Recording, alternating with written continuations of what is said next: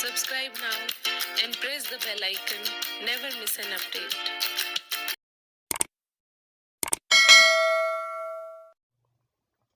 अस्सलाम वालेकुम दोस्तों, कैसे हैं आप सब। उम्मीद करती हूँ आप सब ठीक होंगे। तो आज मैं आपके सामने आई हूँ एक नए टॉपिक के साथ। तो आज का हमारा जो टॉपिक है वो है फॉर्मल चार्ज। आज की इस वीडियो में आपको बताऊंगी कि फॉर्मल चार्ज कैसे कैलकुलेट करते हैं। तो वीडियो स्टार्ट करने से पहले सबसे मैं आपको बताती हूँ कि फॉर्मल चार्ज होता क्या है।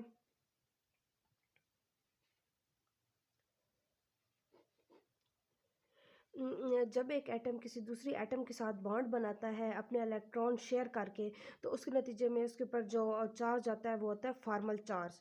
ठीक है, तो ये है कि इक्वल शेयरिंग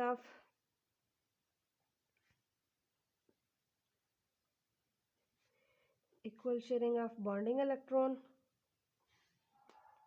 और complete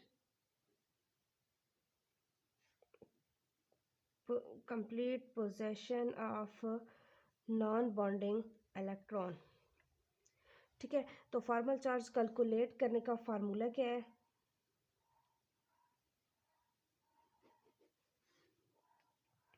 formal charge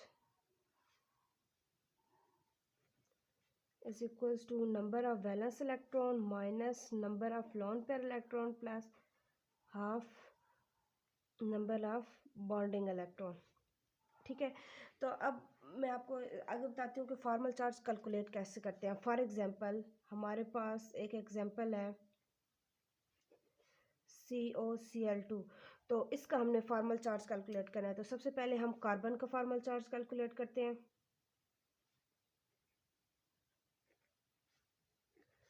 of carbon, ठीक है, तो कार्बन का सबसे पहले बनाते हैं कि कार्बन का स्ट्रक्चर क्या है।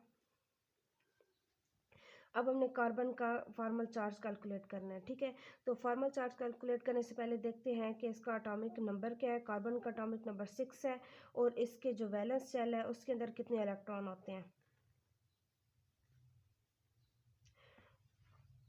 तो वैलेंस शेल में इसके 4 इलेक्ट्रॉन है। Number of lone pair electron इसके ऊपर नहीं है, 0 है। लॉन पेयर इसके ऊपर नहीं है। प्लस हाफ बॉन्डिंग इलेक्ट्रॉन कितने हैं, 1 2 3 4 5 6 7 8। 8 इसके ऊपर बॉन्डिंग इलेक्ट्रॉन है।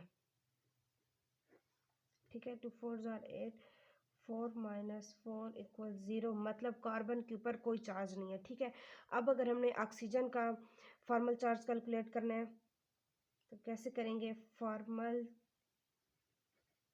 चार्ज ऑफ ऑक्सीजन, ठीक है, मतलब अगर ऑक्सीजन के ऊपर हमारे पास नेगेटिव है, अब हमें पता है कि इसके ऊपर हमारे पास -1 नेगेटिव चार्ज है, लेकिन इसको कैलकुलेट कैसे करेंगे।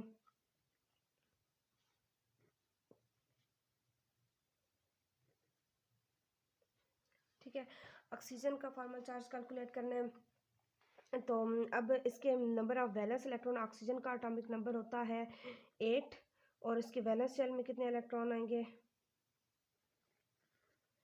3 4 5 6 7 8, मतलब इसके वैलेंस शेल में इलेक्ट्रॉन आएंगे। वैलेंस शेल में इलेक्ट्रॉन आएंगे 1 2 3 4 5 6 इलेक्ट्रॉन आएंगे माइनस। अब इसके ऊपर लोन पेयर कितने हैं, 1 2, मतलब इसके ऊपर 2 लोन पेयर हैं प्लस हाफ। अब इसके ऊपर बॉन्डिंग इलेक्ट्रॉन कितने हैं। ऑक्सीजन के साथ सिंपल जो है वो 2 बॉन्डिंग इलेक्ट्रॉन है। ठीक है, 2 बॉन्डिंग इलेक्ट्रॉन और बाकी ये सारे इसके ऊपर लोन पेयर आएंगे, सॉरी इसके ऊपर लोन पेयर आएंगे 2 3 4 5 और 6 इसके ऊपर जो है वो लोन पेयर आएंगे।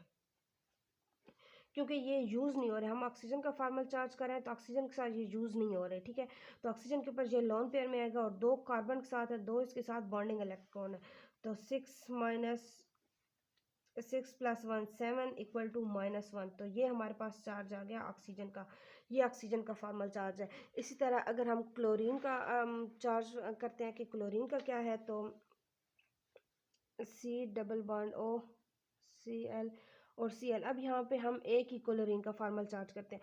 तो क्लोरीन का जो एटॉमिक नंबर होता है वो 17 होता है, तो मतलब उसके वैलेंस शेल में 7 इलेक्ट्रॉन होंगे माइनस लोन पेयर। अब क्लोरीन के ऊपर कितने हैं, ये 2 बॉन्डिंग इलेक्ट्रॉन है, मतलब 1/2 2 इसके साथ बॉन्डिंग इलेक्ट्रॉन है, तो बाकी सारे इसके ऊपर जो है वो लोन पेयर आ जाएंगे, 1 2 3 4 5 6, वो इसके ऊपर जो है वो लोन पेयर आ जाएंगे।